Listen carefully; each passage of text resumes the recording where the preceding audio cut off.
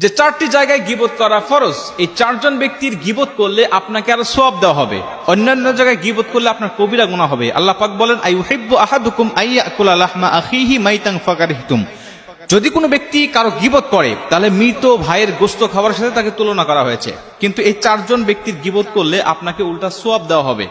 এক নম্বরে বিয়ে শাদীর ব্যাপারে যদি কনে বা বরের ছেলে অথবা মেয়ের যদি দোষ ত্রুটি থাকে, আর এটা যদি আপনি বর্ণনা না করেন, মনে করেন আপনার কাছে একটা ভালো মেয়ের জন্য একটা পাত্রীর ব্যাপারে আপনাকে একটা পাত্রের খোঁজ জানতে আসছে, আপনার এলাকার ছেলে বাহির গ্রাম থেকে আপনার কাছে আসছে যে ভাই বলেন তো আপনার এলাকার অমুক ছেলের কি অবস্থা, সে কেমন।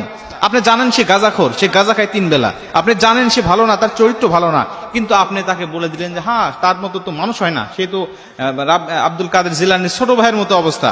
এমন অবস্থা যদি বলেন, মিথ্যা কথা বলেন বা তার দোষটা যদি গোপন রাখেন, এই যে খারাপ ছেলের সাথে ভালো মেয়ের একটা বিবাহ বন্ধনে আবদ্ধ হয়ে গেল, ওই সংসার বেশি দিন টিকবে না, তখন দেখা যায় যে ডিভোর্সের পর্যায়ে চলে যাবে। এই জন্য আপনি ওই সময় তাকে তার দোষটা আপনি বলতে পারেন যে না সে তো এমন অবস্থা, এখন আপনার যদি পছন্দ হয় আপনি দিতে পারেন, আমার কোনো আপত্তি নেই।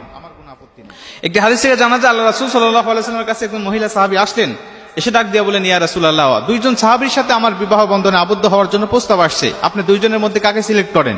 আল্লাহ রাসূল বলেন, একজন হলেন বদমিজাজি আর একজন হলেন কৃপণ, এখন তুমি সিদ্ধান্ত নাও তুমি কার সাথে বিবাহ বন্ধনে আবদ্ধ হবা। মুসলমান ভাইরা আমার, মহিলা সাহাবী ডাক দিয়ে বলেন, ইয়া রাসূলুল্লাহ, ইয়া হাবিবাল্লাহ, কৃপণের সাথে বিবাহ বন্ধনে আবদ্ধ হয়ে আমি না খেয়ে থাকতে পারবো না, বদ মেজাজের সাথে বিয়ে করে আমি 2 বেলা মার খেতে পারবো না, অতএব আমি এখান থেকে বিরত থাকলাম। ধৈর্য ধারণ করলেন।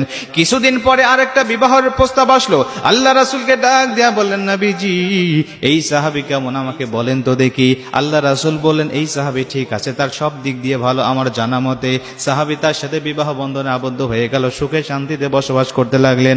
মুসলমান বন্ধু আমার, এই হাদিস থেকে প্রমাণ হয় যদি কোনো বিবাহের জন্য আপনার কাছে পাত্র অথবা পাত্রীর খবর জানা হয়, যদি কেউ জানতে চায় তাহলে আপনি যেটা জানেন আপনি গোপন করবেন না, তাকে বলে দিবেন। ভালো হলে ভালো বলবেন, খারাপ হলে খারাপ বলবেন। আবার অনেক মানুষ আছে ভালো ছেলে কিন্তু মানে হিংসার কারণে বা প্রতিবেশী হওয়ার কারণে ভালো চায় না, এজন্য ভালো ছেলেকে বদনাম লাগিয়ে দেয়, এটা বলা ঠিক নয়। আপনি যেটুকু জানেন, যেটা সত্য জানেন, এই সত্য প্রকাশ করে দেওয়াটাই হলো আপনার জন্য উত্তম। জোরে কোন সুবহানাল্লাহ।